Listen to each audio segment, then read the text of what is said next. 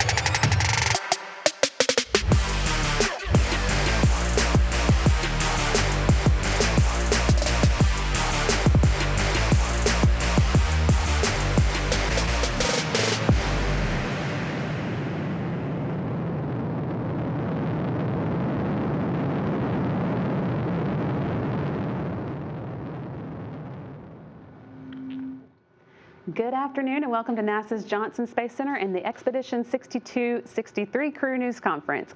We are joined by the Expedition 62-63 crew, Chris Cassidy from NASA, as well as Nikolai Tikhonov and Andrei Babkin from Roscosmos. They're getting ready for their launch in April, but they're taking some time out of all their training to talk with us today. So we're going to be taking questions a little while later, but first we're going to let them each introduce themselves, and we will start with Chris. Yeah, Brandy, great to be with you today, and super exciting for the three of us to be here. Obviously, I'm Chris Cassidy, and proud member of NASA. This will be my third space flight, and really looking forward to sharing that experience with my two colleagues. Great. Hello, and for me it's a pleasant time to be here today. So this is our first flight, and we are excited. We are waiting for this. We were trained well for a long time, and for me it's part of my dream from the childhood. So I visited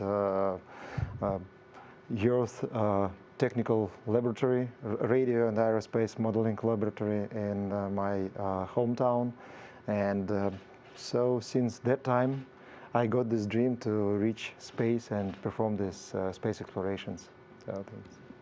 Great. Andrei? I also glad to be there, this place, and with my crew, with you, and this is my way to first space flight turned out little bit longer than other crew members, and I also have a dream, and my dream of becoming a cosmonaut, and I've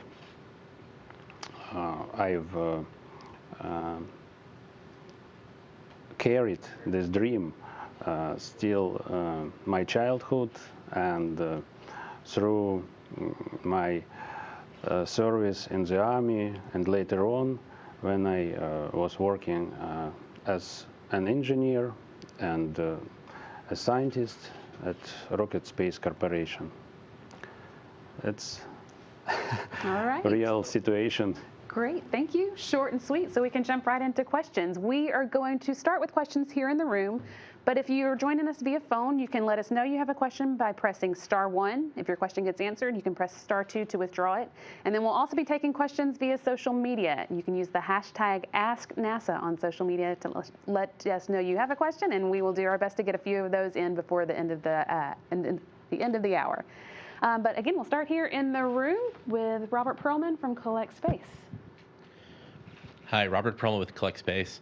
I believe you're going to be the fourth crew in history to launch from Site 31-6, the first since 2016, and the first to launch on the Soyuz 2.1A booster. Can you talk a little bit what that means in terms of for your crew specifically? Are there changes to the pad operations? Are there changes to how the Soyuz interacts with the booster?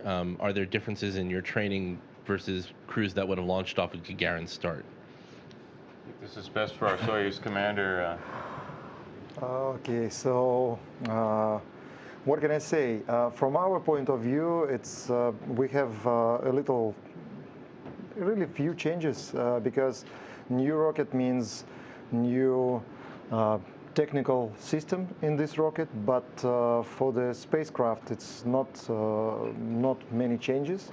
And this is the task for technicians, for the personnel who work on the launch pad.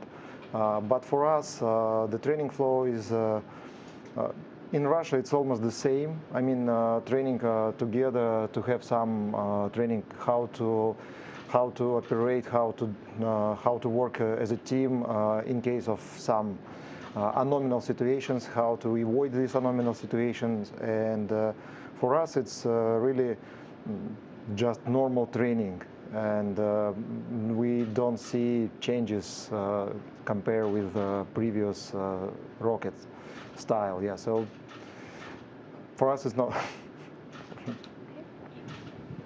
Mark Carreau from Aviation Week. Yeah, thank you, Mark Carreau from Aviation Week.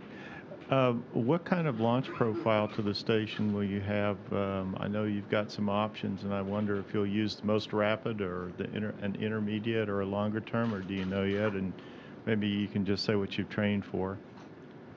I don't think we've really been given the specific information about what type of launch profile we'll have. Have you had any insight into this? We have just, so our training flow, as I said before, we have a normal training, so we are ready for different styles. 2 days or 4 orbits as it was happened last launch. So for us, it's not, we don't have this information. It's more the question for ballistics. So we will wait and we will see. Actually, we will know before launch.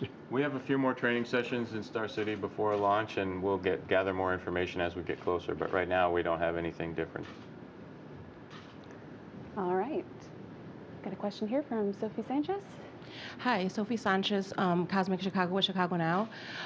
Given that, Chris, you've just joined the crew, what has it been like for you guys so far training together? Because I know we have 2 first flights and then an experienced one.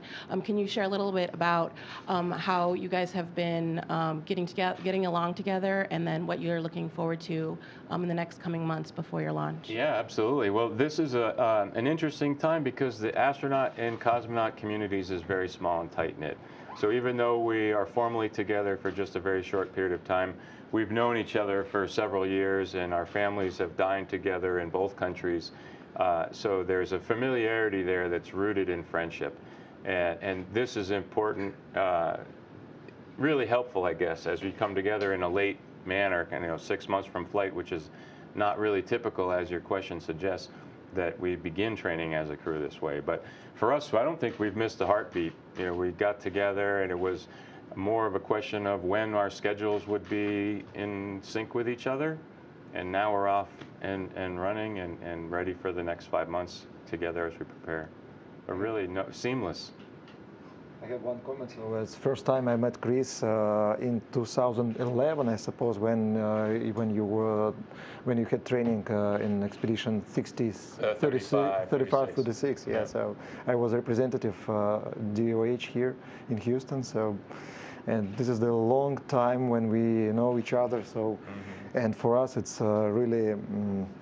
I would say it's we proud to have such experienced crew member in our crew, because we know that Chris will help us with some nuances in space, and because he is well known, well trained, and experienced guy. Has he given you any good advice so far? Already, yes, but it's our secret. Oh, okay. All right. Let's see. Do we have any questions over here in the room? If not, we'll go to get one over here, if we can get a microphone. We have some special guests joining us here today from our Center Operations Group, some of the people who keep us going here at Johnson Space Center. Mr. Chris, with Veterans Day approaching, I wonder if you could speak to how your service, both as a Navy SEAL and overseas in Afghanistan, prepared you to continue your service with the government as an astronaut? Oh, that's a great question. I appreciate you asking that, particularly, like you said, as we approach Veterans Day, and appreciate the men and women around the world that fight for all their countries, and I'm proud to be one of them. And if you are too, I congratulate you. But the military training really helped me in, right from the get-go. And my background as an underwater person in the SEAL teams and doing other missions in the SEAL teams set me up for success with the initial training. Really kind of, when you're an astronaut, you have to be able to process lots of pieces of information and make decisions and execute a plan. It might not be the perfect plan, but it's a plan and you do it. And this is the same skill that is kind of learned as a young military person. So when I arrived at NASA, the operational side of it was very comfortable for me. But the training here is fantastic. And so all of us, my class, we had 11 U.S. astronauts in my class, and we have a mix of civilian and military backgrounds. And the training team here at the Johnson Space Center gets everybody right up to speed fairly quickly. But I will say that I think I had a little bit of extra help from my previous time. And then a few of the lessons I learned as a young military person were refined here as I was put in different operational situations as an astronaut. Particularly when Luca and I had Luca had the leaking spacesuit with water coming into his head. That I felt, I don't want to say at home in that situation, but I didn't need to think about my actions. It was from just rehearsal and training for many years. Yeah. Semper Fi. All right. We don't have any other questions in the room. We'll go to the phone for now. Again, if you're on the phone and you have a question, you can use *1 to let us know you have a question, and *2 if your question gets answered. But we will start with Elizabeth Howe. Hi, this question is for Chris. Can you talk about how the spacewalk training has evolved since you were last up there? Because obviously the AMS is going to be repaired using tools that weren't even sort of imagined for that sort of a mission at the beginning. So how has the spacewalk training been sort of advancing since you've gone up there, and what kind of skills are you learning? Right, great question. So we train obviously for spacewalks in a large pool called the Neutral Buoyancy Facility, and we spend many hours both underwater, but for each hour we spend underwater training, we have several classroom hours of preparation. That's all the same. We do the same format now as when I was a brand new guy in 2004, and then since recent developments with tools, as you suggest, with AMS have come along. I was fortunate enough to be involved with the development of the AMS spacewalks. I'm really excited to see those be executed next week with Drew and Luca kicking the first one off on Friday, I think, right? The 15th? The 15th. 15th is the plan. But much like Hubble space repair was a few years ago, AMS EVA repair has required new tools to be developed to do some really, really unique repair. Like imagine going into your car, opening the hood of your car, and have to remove the starter engine with big hockey gloves on, and you don't have you can't fit your hands on the bolts. We had to design tools that would allow big bulky gloves to reach down into these really hard to get places and turn bolts and connectors without getting into too much detail. And it was really fun to see the engineers think of these ideas and then turn it into a piece of a mechanical thing that we could then practice on. So in general, I'm getting long-winded here because I really like spacewalks, you can tell. But in general, the training really hasn't changed. We've added a few tools to our inventory, but really those tools are very specific to the AMS. And like Nikolai and I haven't used any of those unique tools in our preparation. We're training for just sort of generic tasks that may occur, malfunctions that may occur on the space station. So hopefully that answered your question. We actually have several questions coming in from social media that are about spacewalks, so it'll be a good subject for you guys. We have one from Super Grover, who's mentioning that some of the cosmonauts have trained in the neutral buoyancy laboratory now using the U.S. spacesuits. So they were wondering how those are different than the Russian spacesuits. So this is the really popular question, you know. When we started this training, I've got many questions like, now you can compare Russian spacesuit and the US spacesuit, so, and what is the difference? Actually, not, this question was not about difference, like what is better?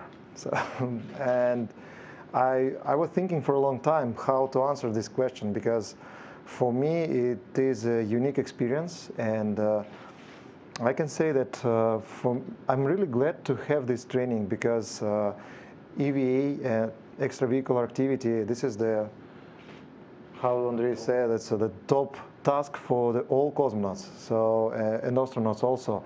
And actually, we worked in a department and performed these procedures for EVA, Russian EVA, and we tested tools, new operations outside before cosmonauts started their training for these operations. And I had some experience before the Cosmonaut Corps. Also, I got some experience when I was selected. And here, for me, this is unique training and unique experience helped me just understand that some years ago we choose maybe different ways, different style of the spacesuits, and probably I hope in future we will get one like united, combined spacesuit, which takes pluses from each other. Because I enjoyed the mobility and flexibility of EMU, but I think Chris agreed with me that to don this suit, it's like a long dance and a hard task. You know, it is really. It's a really hard process, yeah. So in Orlan suit, you just open the door, get inside, and start to work, yeah. So, but there are some limitations in this suit. So, you know, I cannot say which is better. I can say that we have pluses in each suit, and I hope in future, especially if we are thinking about working on other planet, on the surface of other planets, Moon or Mars, we need to have something new, and our work, our training, and our, how to say, participation, and Roscosmos and NASA and ESA and all other partners, JAXA, Canada Space Agency. So I think we will develop something new really soon, and probably we will see this actually on board the International Space Station. But definitely for the deep space exploration, we will get some new spacesuits, some new tools, and all other things which we need. And in this case, our work together, it's really helpful and grateful and enjoyable for us. Okay. Great. Well, and actually, another question on the subject is from Gary, wanting to know if you expect to do any spacewalks during your missions. Yeah, so that's a question that we're very excited to know the answer to. We're in an interesting time on our particular increment, our expedition, in that the uncertainty of the scheduling of when the Boeing and SpaceX crews will arrive. So we don't know how long will it be just the three of us. And in the instance where it's just the three of us on the space station, I kind of doubt that they'll plan a normal planned spacewalk. If it's an emergency, a situation that requires a repair, then we're prepared and ready to go. Andrei's an expert robotic arm operator, and the two of us have been in the pool many times, and tomorrow we do another NBL run. But so we're prepared to do a spacewalk if it's just the three of us. If we are fortunate enough to have some visitors from the Boeing crew or the SpaceX crew, then maybe our chances go up a little bit of having a spacewalk be conducted. But reality is, this is a situation that every astronaut wants to know before they launch is how many spacewalks will we have? And we don't know. We'll keep our fingers crossed for you, for sure. Fingers crossed, yeah. Sorry, go ahead. One small comment. It's about our critical contingency EVA. Yeah, so we want to perform spacewalk, but we don't want to break something on the station, so to have something broken. So for us, it means like if we have spacewalk, so something broken on the space station. So it's two parts opposite. Good point. So something minor to fix, maybe. Yes. Well, from Taylor, we have a question, and reminder that you can keep sending them in using the hashtag AskNASA. But Taylor wants to know, what kind of experiments will you be doing, and how also will it help us get to the moon and Mars? Wow, good question from Taylor. So we have many experiments going on board of the space station at all the time. And right now, I couldn't answer to Taylor and tell her or him how many, specifically which ones we have. We're trained on all the equipment that we use to conduct experiments, and these guys as well, with all of the U.S. payload equipment. We're trained and prepared to do them. How will that help us get to the moon and Mars? That's largely has to do with the environmental control system, where we're recycling water, our oxygen generation and capabilities like this. We're really refining that on the space station, and those technologies we'll use to have safe crews on Mars and the moon. But the specific biological and scientific experiments, we don't really know the exact ones that we'll have right now. All right, great. We have a lot of joint researches.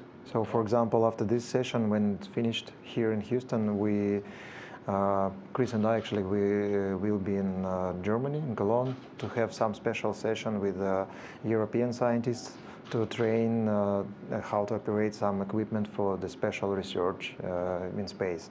And also, Russian Space Agency has many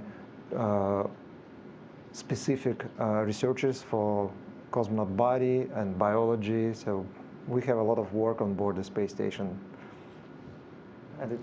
In my opinion, the most important or maybe valuable part of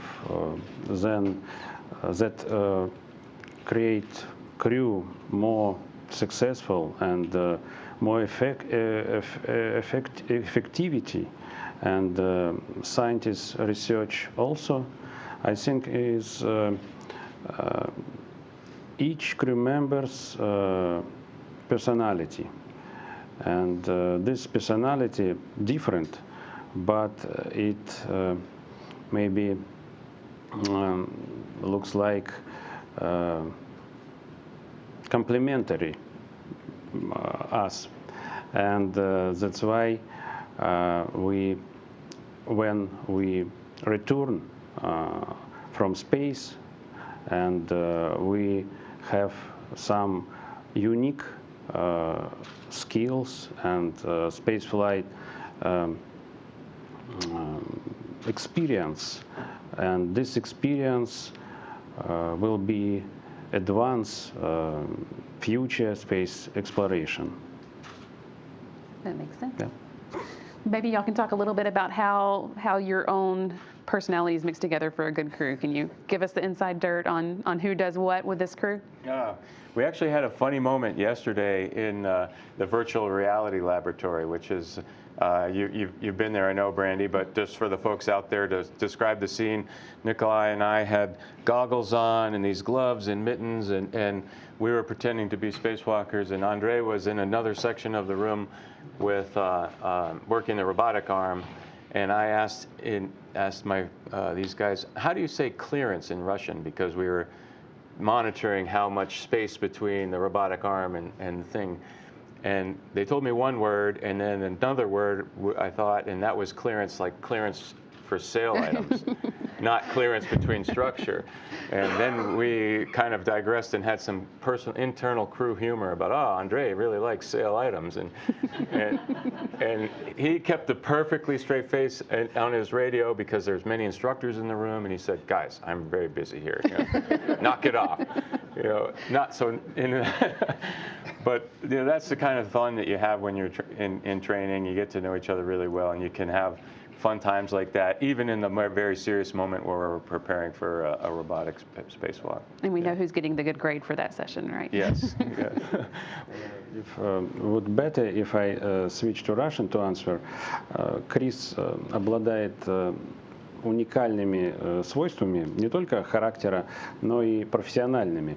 Поэтому я хотел бы заострить внимание на том, что это сплав всех качеств, человеческих и профессиональных. И тогда экипаж получается по-своему уникальным, и отдача от него уникальная. I would like to answer in Russian this one because, well, Chris, he has really unique qualities both on a personal level and on a professional level. And it's a sort of an alloy of all of these qualities that meld together to create a unique person and a unique crew.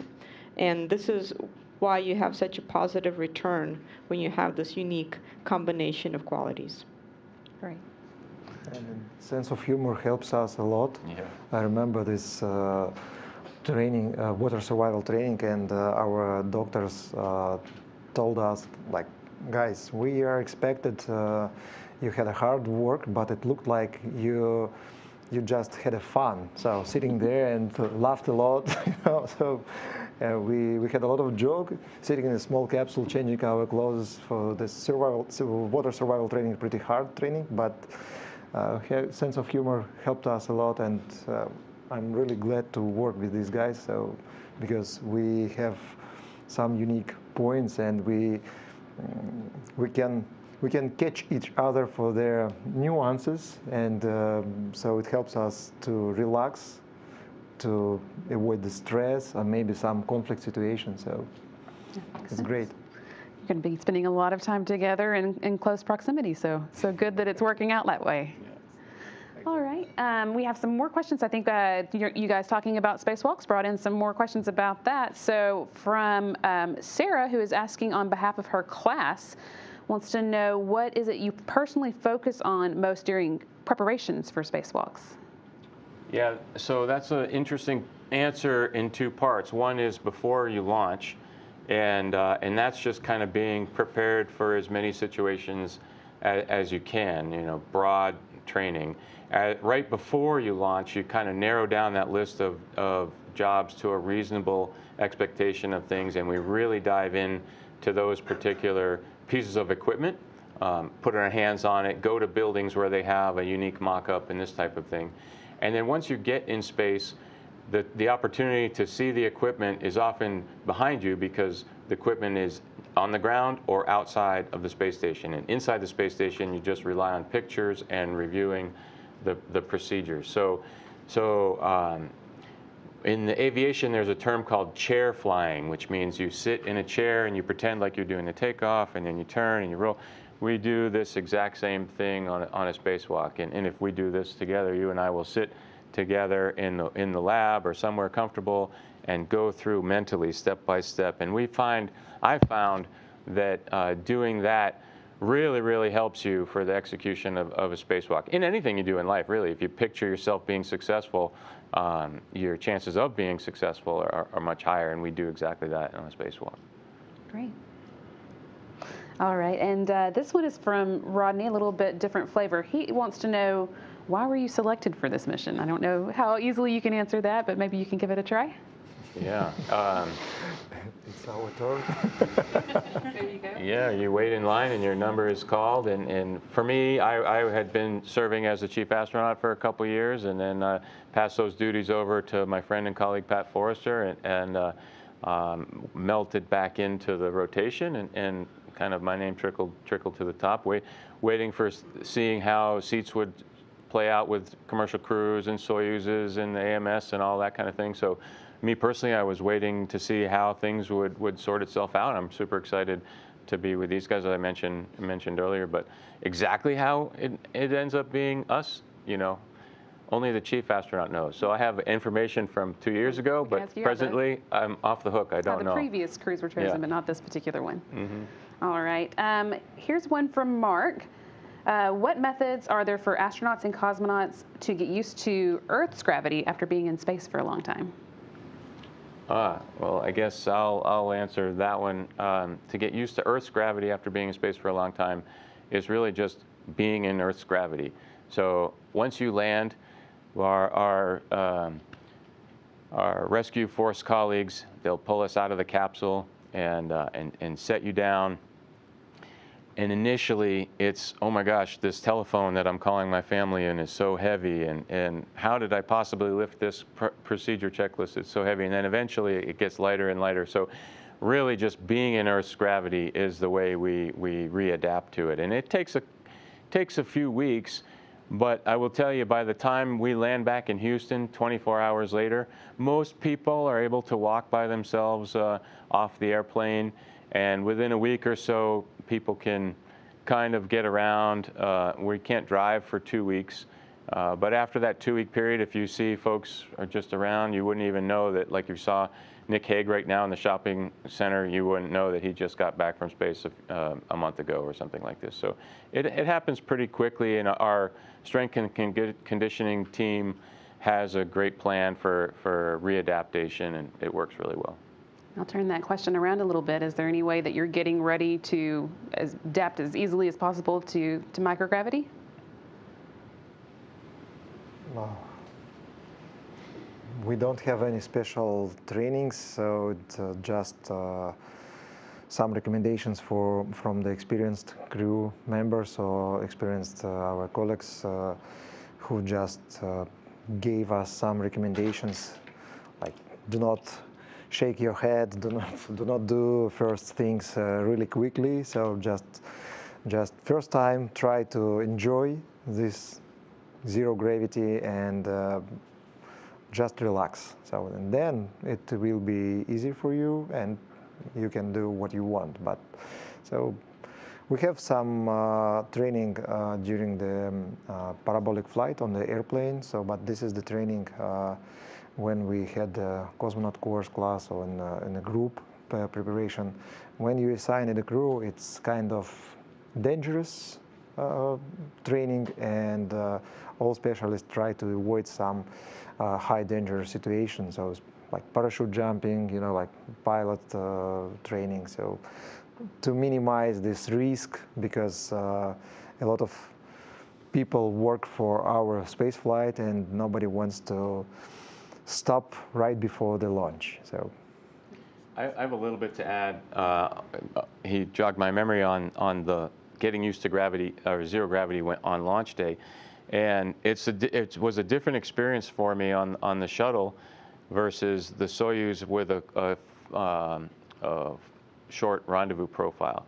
In that kind of 6-hour period, you're so busy inside the capsule on my second flight where you almost didn't think about that you were in weightlessness, because you're still inside the tiny Soyuz, you're still strapped to your seat, maybe your pencil floats, but you're focused on all of these parameters in front of you and your checklist. And it wasn't until we docked, we unstrapped, we opened hatches before I really truly thought about the weightlessness aspect of it. Now it's true, right after the engine's cut off, the little toy hangs on the string and floats around, and you see that and you know you're in weightlessness and you smile and wave to the camera, but it's very, very busy in that short profile, and once you enter the space station, you're like, oh my gosh, here we are, this is so cool. But yeah. Go ahead. Вообще говоря, этот вопрос очень интересен как повод для того, чтобы удивиться, как наш организм удивительно устроен, как легко он приспосабливается как в одну, так и в другую сторону. И, может быть, это как раз повод для будущих исследований. Actually, this is a great question because it shows us how easily our body is adaptable in both directions. And actually, that's a good research topic for future investigations, just to see how easily we adapt both to microgravity and to returning back to Earth. Wish you good, easy adaptation in both directions. I think we've got a follow-up question here from Mark. Thank you again. Mark Rowe from Aviation Week. I want to go back to some of the discussion very early. When the three of you arrive at the station, is it possible that it could just be the three of you all the way until the end of your mission in October if commercial crew has some more milestones to reach, or will you be joined by others on a Russian launch? And Chris, I understand you're the last one currently with a seat that NASA has reserved or purchased from Russia, and I just want, if you have any special sense of what that means. Yeah. Yeah, so Mark, you're on to what we're preparing for, and that is a 6-month duration where it's just the three of us. So why we're getting lots of extra training as specialist levels for Andrei and Nikolai and on all the U.S. side equipment. By the plan, we have a short handover period with the previous Soyuz, so a couple days or a week or whatever it sorts itself out to be. So we'll 9 days, I guess, 9 days by the plan today, and so we'll overlap there. But then we're just the three of us until we undock, and with luck we'll have, like I mentioned earlier, with luck we'll have a commercial crew, whichever one it is, who knows, but we'll have some visitors, and we'll be excited for that. But we're also ready operationally, mentally, all that prepared to just be the three of us on the space station, which will be a change in operations, really, if you think about it, from what we're used to today, where we're 6 people. The station, it's still a mechanical system, so it has its hiccups, but we've pretty much flushed those hiccups out really well, and we can focus intently on what the goal is, and that's to do science and research, and we can do a lot of it with all those available crew hours. There'll be less available crew hours because you still have to devote your baseline number of hours per week or whatever to keeping the thing running. So it'll be slightly a change in philosophy on how we manage crew time, but more or less, the goal is still the same, is to maximize science hours and research, and we'll do our best to do that. Now, the second part of your question is, as it stands right now, I'm the last American to have a seat on a Soyuz, and I'm aware that maybe there's some discussion about future seats. I don't know anything about it on a personal level, but we're ready for whatever unfolds. I don't really have any super insightful comments about being the last person. I care about that as much as I care about being the 500th person in space, which is pretty low. All right, and I think another follow-up from Robert. Hi, thanks. Just to ask the flip side of that, is there a scenario where you would potentially end up with 8 people aboard the space station with an overlap between Boeing's crew and the 2-person SpaceX crew?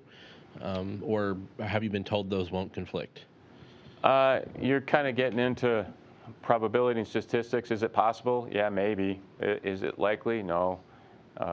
So I think they would, when push comes to shove, kind of deconflict the visiting vehicles. I'd have to check my facts, but I think there's restrictions on which ports they can all dock to, so that might limit the number of people that we have at one time. 7, I think. So maximum. It's because of this redocking process. Yeah, and which ports they can go to. Yeah, exactly. Yeah. 7. All right. Well, I think that is all the questions we have time for, so we'll wrap it up there. But as we mentioned a little bit earlier, you do want to stay tuned to NASA TV for the alpha magnetic spectrometer briefing that is coming up on Tuesday.